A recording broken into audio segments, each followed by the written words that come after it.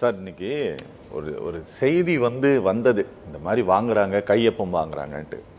உண்மையில் பதறிக்கிட்டு இன்னைக்கு நம்மளுடைய பள்ளிக்கல்வித்துறை அமைச்சர் திரு அன்பில் மகேஷ் பேட்டி கொடுத்தாரு. அவர் என்ன சொன்னார்னா, எனக்கு இதை சொன்னதே முதலமைச்சர் தான், அவர் தான் சொல்லி உடனடியாக நீங்கள் சொல்லுங்கள். இது இடைநிற்றலை அதிகப்படுத்தும் அப்படின்ட்டு இந்த அரசாங்கம் அச்சம் கொள்கிறதா? நீங்கள் ரெண்டாவது நீங்கள் ஒரு அப்பீல் வச்சுருக்கிறீங்க பேரண்ட்ஸ் கிட்ட. சிபிஎஸ்சி ஸ்கூலில் உங்கள் குழந்தை படித்ததுன்னா இப்படி கையெழுத்து வாங்கினாங்க போடாதீங்க அப்படின்னு சொல்லிட்டு, இதை பெற்றோர்கள் அவர்கள் கேட்பதற்கு வாய்ப்பு இருக்குன்ட்டு நீங்கள் நம்புறீங்களா?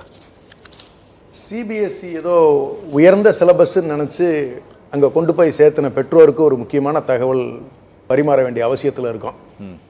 நேஷனல் எஜுகேஷன் பாலிசி 2020 அப்படிங்கிறது முழுக்க சிபிஎஸ்சி என்பது பிற்போக்குத்தனமான பாடத்திட்டம் என்பதை தெளிவாக சொல்லுகிறது. அது என்இபியை விளக்கமாக படிச்சிருந்தாங்கன்னா புரியும். அதை பற்றின முழுமையான விளக்கத்தினை விரைவில் நம்மளுடைய பள்ளிக்கல்வித்துறை அமைச்சர் ஒரு நூலாக வெளியிடவிருக்கிறார்.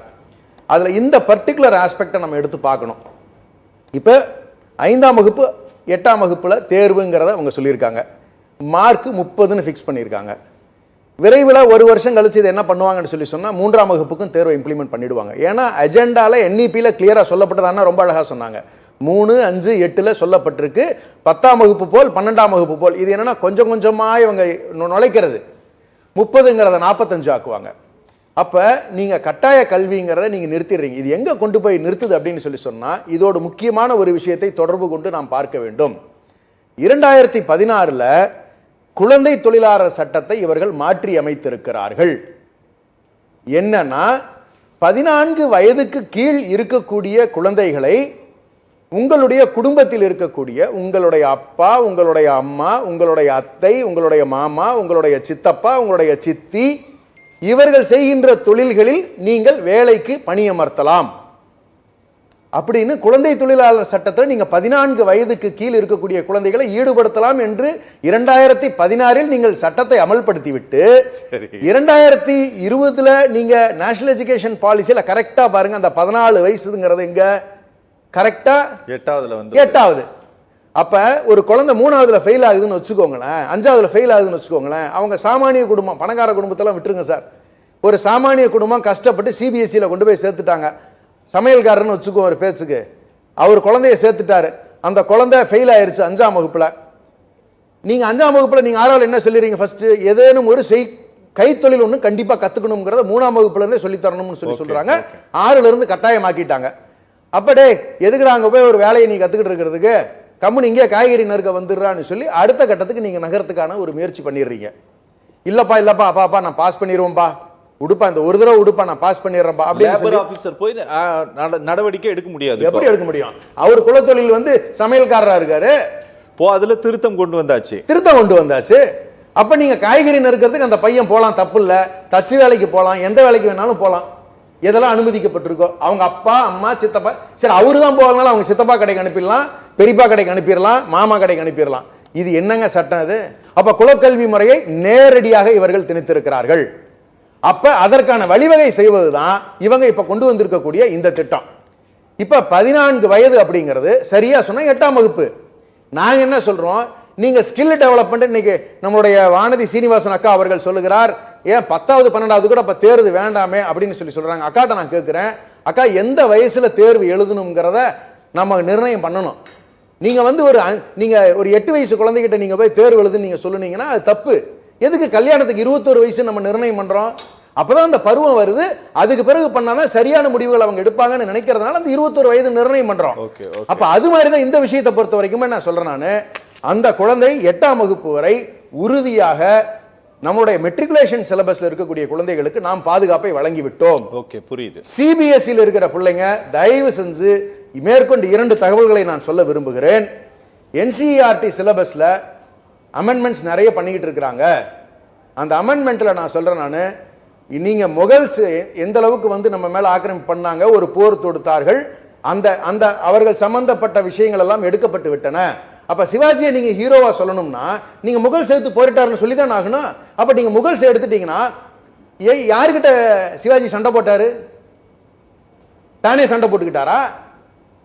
அப்ப நீங்க என்சிஆர்டி சிலபஸ்ல போய் நீங்க எல்லா மாற்றங்களும் நீங்கள் செய்து கொண்டிருக்கிறீர்கள். இது முழுக்க முழுக்க எங்களுடைய அமைச்சர் சொன்னது போல இது NEP 2020 கிடையாது, RSS 2020 ஆகத்தான் இருந்திருக்கிறது. இதனுடைய வடிவமைப்பு கிட்டத்தட்ட 14 நபர்கள் RSS சம்பந்தப்பட்டவர்கள் தான் இந்த பாடத்திட்டத்தை உருவாக்கி இருக்கிறார்கள் என்பது மிகப்பெரிய ஒரு ஷாக்கிங் நியூஸ். இது ஆக்சுவலா பாத்தீங்கன்னு சொன்னா இதற்கான விளக்கங்களை விரைவில் அமைச்சர் அவர்கள், எங்களுடைய பள்ளிக்கல்வித்துறை அமைச்சர் விரிவாக ஆராய்ந்திருக்கிறார். இன்ச் பை இன்ச் படிச்சிருக்காங்க. இதை இன்னைக்கு காலையில் அவர் அவ்வளவு தூரம் கடுமையா கண்டனங்கள் தெரிவித்தது. தமிழ்நாட்டில் இருக்கக்கூடிய சிபிஎஸ்இ மாணவர்களாக இருந்தாலும் அவர்களும் தமிழ்நாட்டில் இருக்கக்கூடிய மாணவர்கள், தமிழ் மக்கள், அவர்களை பாதுகாக்க வேண்டிய பொறுப்பு அவருக்கு இருக்கின்ற அக்கறையினால் அவர் சொல்லியிருக்கிறார். முதலமைச்சரும் அதே அக்கறையில் தான் செயல்பட்டிருக்கிறார். அப்படி இருக்கும் பொழுது தேர்வை கடுமையாக ஆட்சேபிக்கிறோம். என்ன காரணம் சொல்லிட்டேன், குலக்கல்வியை எக்காலத்தில் அனுமதிக்க முடியாது. சாமானியர்கள் மிகப்பெரிய அளவில் பாதிக்கப்படுவார்கள். இன்னும் ஒரே ஒரு கருத்தை பதிவு பண்ணி நான் இந்த செஷனை கம்ப்ளீட் பண்றேன். இது யாருக்கு தெரியுமா பொருந்தது? சிபிஎஸ்இ இருக்கக்கூடிய குழந்தைகளுக்கு தான் பொருந்தும். ஐஜிசிஎஸ்இ இன்டர்நேஷனல் சிலபஸ் இருக்கிற பிள்ளைகளுக்கெல்லாம் இந்த NEP பொருந்தாது, இந்த 5வது 8வது தேர்வுலாம் பொருந்தாது. அப்ப பணக்கார வீட்டு பிள்ளைகளுக்கும் உயர் வகுப்பினர் படிக்கக்கூடிய பள்ளிகள் இருக்கக்கூடிய ஐஜிசிஎஸ் இன்டர்நேஷனல் சிலபஸ் இருக்கிறவங்களுக்குலாம் இந்த சட்டம் கிடையாது. அப்ப என்ன அர்த்தம் நீங்க சொல்ல வரீங்க? அவங்களுக்கு அட்மினிஸ்ட்ரேஷனுக்கு போயிடணும். இந்த சாமானியர்கள் குழந்தைங்க எல்லாம் இது மாதிரியான குலத்தொழில்களுக்கு 5ஆம் வகுப்புல 8ஆம் வகுப்புல நீங்க வெளியே தள்ளிடுறதுக்கான முயற்சியை தெளிவா எடுத்திருக்காங்கிறது தான் நம்மளோட புரிதலா இருக்கு. மேடம் சொல்ல வந்துட்டே இருக்கு. அதாவது ஏசர் ரிப்போர்ட்னு சொல்லி சொன்னாரு. தயவு செஞ்சு கவர்னர் பேசுற மாதிரி அண்ணனும் பேச வேண்டாம். ஏன்னு கேட்டுக்கிட்டீங்கன்னா ஏசர் பை இட் செல்ஃப் அந்த சர்வே டிபார்ட்மெண்ட்டே இஸ் எ பெரிய கேள்விக்குறியா இருந்துகிட்டு இருக்கு. அதனுடைய உண்மைத்தன்மை ஆராய்ச்சியில் விரைவில் வெளிவருங்கிறதையும் நான் சொல்லிடுறேன். நான் ஏன்னா ஒரு 60 பேர் மட்டுமே வச்சு நீங்க தமிழ்நாடு ஃபுல்லா நீங்க சர்வே பண்ணிட முடியாது. வெறும் 20,000 மாணவர்கள் கூட அவங்க சர்வே பண்ணல. மிக சொற்ப அளவான சில ஆயிரம் மாணவர்களை மட்டும் சர்வே பண்ணிட்டு, அதுவும் எப்படி எடுத்தீங்கன்னு அவங்களே கூப்பிட்டு எங்களுடைய அமைச்சர் அலுவலகத்திலிருந்து கேட்ட பொழுது அவங்க சொன்ன பதில் அண்ணனுக்காக நான் சொல்றேன். சார், நாங்க பாட்டுக்கு ரோட்ல போவோம், அங்க குழந்தைங்க விளையாடிக்கிட்டு இருக்கோம், கூப்பிட்டு இது என்னப்பா அப்படின்னு சொல்லி படிக்க சொல்லி கேட்போம். அப்ப அந்த குழந்தை சொல்லும் சார் அப்படின்னு சொல்லி இப்படி சர்வே எடுத்திருக்கிறாங்க. அப்போ ஒரு குழந்தை விளையாடிக்கிட்டு இருக்கிற குழந்தைய கூப்பிட்டு நீங்க கேட்கறது எந்த விதத்துல சர்வேங்கிறது எனக்கு தெரியல. அந்த நிறுவனத்தினுடைய உண்மைத்தன்மை மிகப்பெரிய ஆராய்ச்சிக்குரியது. அது விரைவில் வரும். அதற்காக எங்களுடைய அமைச்சர் அவர்கள் ஸ்டேட் பிளானிங் கமிஷன் மூலமா தமிழ்நாட்டில் இருக்கக்கூடிய குறைந்தபட்சம் 10 லட்சம் குழந்தைகள் மீது ஒரு சர்வே நடத்திக்கிட்டு இருக்காங்க. விரைவில் அதுக்கான ரிசல்ட் வரும்போது தமிழ்நாட்டினுடைய குழந்தைகள் எந்த அளவுக்கு சிறப்பாக இருக்கிறார்கள் தெரிய வரும். தயவு செஞ்சு ஏசர் ரிப்போர்ட், தயவு செஞ்சு அதை வச்சு அண்ணனும் பேச வேண்டாம், கவர்னர் மாதிரி பேச வேண்டாம். ஒண்ணு. இன்னொரு முக்கியமான விஷயம் அக்கா சொன்னாங்க. அதாவது சார், நான் பேசும்போது நான் குறுக்க பேசல. இன்னொன்னு சொல்லிடுறேன். அக்கா சொன்னாங்க நீங்க அரசுக்கு சொல்ல வேண்டியது தானே அப்படின்னு சொல்லி சொன்னாங்க. அதாவது அரசுக்கு நீங்க எடுத்து சொல்ல வேண்டியதானு. அரசுகிட்ட நாங்க இருமொழி கொள்கையே எங்களுக்கு போதும், ஆங்கிலம் எங்களுக்கு இருக்கக்கூடிய வகையிலே அறிவியலாகட்டும், கணிதமாகட்டும், சட்டமாகட்டும் உலக அளவில் எங்களுக்கு இதுல தான் இருக்கு, ஹிந்தியில எங்களுக்கு இல்ல, மற்ற மொழிகள் இல்ல, போதும், இதுவே எங்களுக்கு இருக்கும்போது எதுக்கு 3வது மொழின்னு சொல்லி கதறி கதறி கேட்டப்ப அங்க இருக்கக்கூடிய தர்மேந்திர பிரதான் ஐயா அவர்கள் இல்ல அதெல்லாம் கிடையாது, 3வது மொழியை ஒத்துக்கிட்டாதான் இந்த 2132 கோடி ரூபாயை ரிலீஸ் பண்ணுவேன்னு பிளாக்மெயில் மினிஸ்டரா நடந்துகிட்டாரு. பாத்தீங்களா? அது அக்காக்கு நான் நினைவு கூற விரும்புறேன்.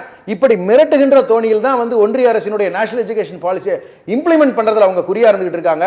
அதுல முக்கியமா மும்பைல நடந்த நிகழ்வு அவங்களுக்கு மறந்திருக்காதுன்னு நினைக்கிறேன். ஒரு வாரம் முன்னாடி ஹிந்தியை கம்பல்சரி பண்ணாங்க. அதற்கு மராத்தி மக்கள் கடுமையான எதிர்ப்பு தெரிவிச்ச உடனே பின்வாங்கினாங்க. அது ஒரு முக்கிய உதாரணம். அதற்கு அடுத்து நான் என்ன 2 விஷயம் நான் சொல்றேன். ஸ்கில் டெவலப்மெண்ட் இவங்க சொல்றாங்க. நம்மளதுல ஸ்கில் டெவலப்மெண்ட் இருக்கு. எப்பன்னு கேட்டீங்கன்னா 10th பிறகு பாலிடெக்னிக்ல போய் அவன் ஸ்கில் டெவலப் பண்ணிக்கலாம். அதுக்கப்புறம் தான் அவனை நம்ம, ஏன்னா அவன் தான் அப்பதான் பக்குவ நிலைக்கு வந்திருப்பான் மனதளவுல. ஒண்ணு. ரெண்டாவது, இவங்க நேஷனல் எஜுகேஷன் பாலிசியில ஃபீ ரெகுலேஷன் கமிட்டியோ ஃபீஸ் சுரண்டல் இருக்கக்கூடாதுன்னு சொல்லி நல்ல வக்கனையா எழுதியிருக்காங்க. ஆனா அதற்கான ஒரு திட்டமிடல் இருக்கானா இல்ல. ஆனா மெட்ரிகுலேஷன் சிஸ்டம்ல ஃபீ ரெகுலேட்டிங் கமிட்டி இருக்கு. நினைச்ச மாதிரி ஃபீஸ் வாங்க முடியாது. இது மாதிரி ஒரு கண்ட்ரோலிங் சிஸ்டம் இருக்கு. சோ அதுக்கு NEP-ல ப்ரொவிஷனே கிடையாது. என்ன ஃபீஸ் வேணாலும் அவங்க நிர்ணயம் பண்றத தனியார் நிறுவனங்கள் வாங்கிக்கலாம். கட்டுப்பாடே கிடையாது. அடுத்தது இன்னும் முக்கியமான விஷயத்தை நான் சொல்றேன். ஆசிரியர்கள் நியமனத்துல நம்ம எப்படி பண்றோம்? டிஆர்பி மூலியமா அரசு பணியாளர்களுக்கு நிகராக நாம சம்பளம் கொடுத்து ஆசிரியர்களை தேர்வு பண்றோம். அவங்க அப்படி பண்ண மாட்டாங்களாம். 2 ஆண்டு அவங்க டெட் முடிச்சிருந்தா போதும், அவங்கள ட்ரையல் பார்ப்பாங்களாம், அவங்க ரேங்கிங் போடுவாங்களாம். அந்த ரேங்கிங்ல பாஸ் ஆனாங்கன்னு சொல்லி சொன்னா அவங்கள நிரந்தர ஆசிரியர் ஆக்குவாங்களாம். அவங்களுக்கு சம்பள நிர்ணயம் எல்லாம் கிடையாதான், எப்ப வேணாலும் நீக்கிக்கலாமா. அவங்களுக்கு வந்து ப்ரமோஷன் ஆகட்டும் அல்லது வந்து இன்கிரிமெண்ட் ஆகட்டும் அதுக்கெல்லாம் எந்த ரெகுலேஷன் கண்டிஷன்ஸும் கிடையாது. ஆசிரியர்களை இப்படி நினைச்சா சேர்த்திக்கலாம் நினைச்சா விடலான்னு சொல்லி இருக்கக்கூடிய நேஷனல் எஜுகேஷன் பாலிசி இந்த காரணங்கள் நான் சொல்லி இருக்கிறது ஒரு 3-4 காரணங்களை மட்டும் குறிப்பிட்டு சொல்லியிருக்கேன். அதை முழுசா படிச்சீங்கன்னா அண்ணன் என்ன விளக்கமா கூட சொல்லுவாங்க. மிகப்பெரிய பிற்போக்குத்தனமான நேஷனல் எஜுகேஷன் பாலிசி இருந்துகிட்டு இருக்கு. அதனாலதான் அதை எதிர்த்துக்கிட்டு வர்றோம் அப்படிங்கறது ஆணித்தரமா பதிவு பண்ண விரும்புறேன். 14417 ஒரு நம்பர் இருக்கு. அந்த நம்பர்ல நம்ம அமைச்சர் வந்து ஒவ்வொரு முறை 10வது தேர்வு துவங்குவதற்கு முன்னாலும் சரி 12வது தேர்வு துவங்குவதற்கு முன்னாலும் சரி பப்ளிக்ல அட்ரஸ் பண்றாங்க. உங்களுக்கு ஏதாவது ஆன்சைட்டி பிரச்சனை இருந்துச்சுன்னு சொன்னா இந்த நம்பருக்கு கூப்பிடுங்க, உங்களுக்கு கவுன்சிலிங் கொடுக்கறதுக்கு தயாரா இருக்கும். தயவு செஞ்சு பரிசையை கண்டு பயப்படாதீங்கன்னு பள்ளிக்கல்வித்துறை அமைச்சரும் சொல்றாங்க. முதலமைச்சரும் கடந்த 3 ஆண்டுகளாக தொடர்ந்து நீங்க அவங்களோட பதிவுகளை நீங்க பாருங்க. பப்ளிக்கு தொடர்பு கொண்டு மாணவர்களுக்கு தொடர்பு கொண்டு நீங்க தயவு செஞ்சு பரீட்சையை வந்து ஒரு முக்கியமான விஷயமா நீங்க வந்து நீங்க உங்களுக்கு தெரிஞ்சதை எழுதுங்க. இதுவும் மத்த பரீட்சை மாதிரி இதுவும் ஒரு சாதாரண பரீட்சை தான் சொல்லி அவங்களுக்கு கவுன்சிலிங் டைரக்டா வந்து நேரடியாக அட்ரஸ் பண்ற பல நிகழ்வுகள் நமக்கு இருந்துகிட்டு இருக்கு. Government is taking very serious action on this.